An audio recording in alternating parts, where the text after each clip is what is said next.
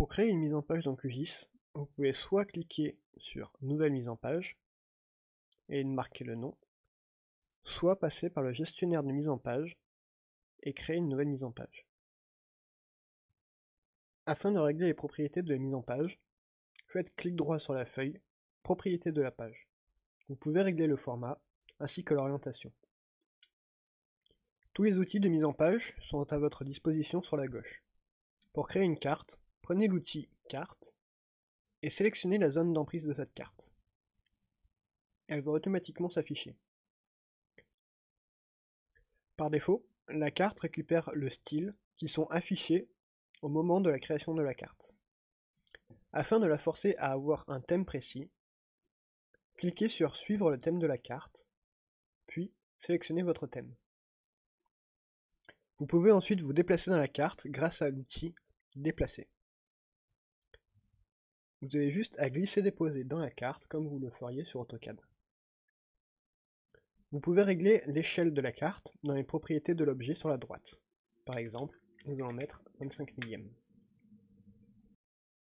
Vous pouvez ensuite ajouter un titre et une légende à votre carte. Pour ce faire, prenez l'outil Légende sur la gauche et sélectionnez la zone d'emprise de votre légende. Par défaut, tous les calques sont affichés.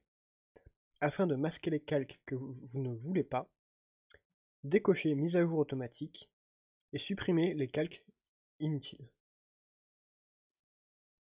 Vous pouvez aussi ajouter un titre à votre légende, par exemple, carte topographique.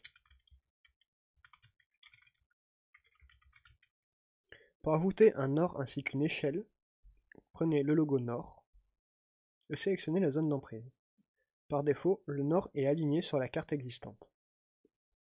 Vous pouvez changer l'apparence de votre logo en sélectionnant ici les vecteurs proposés.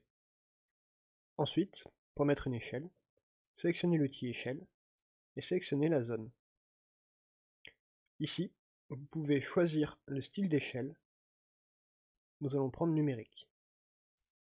Pour ajouter des zones de texte à votre carte, prenez l'outil texte et sélectionnez la zone du texte. Vous pouvez changer la police, la couleur, ainsi que les marges juste en dessous. Pour éditer votre texte, c'est dans la boîte principale. Vous pouvez aussi ajouter des formes abstraites sur votre carte. Pour ça, vous cliquez sur l'outil Forme et sélectionnez la forme que vous voulez. Cela peut permettre, par exemple, de masquer des endroits. Une fois que vous êtes prêt à exporter, vous pouvez cliquer sur les trois boutons en haut. Le premier sert à exporter en format raster, avec des pixels. Le second en format vectoriel, ouvrable dans Illustrator. Et le troisième en format PDF, imprimable directement.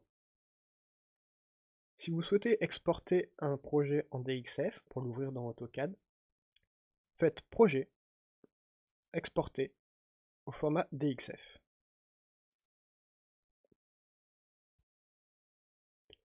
Donnez-lui le nom et spécifiez le chemin d'accès en cliquant sur les trois petits points.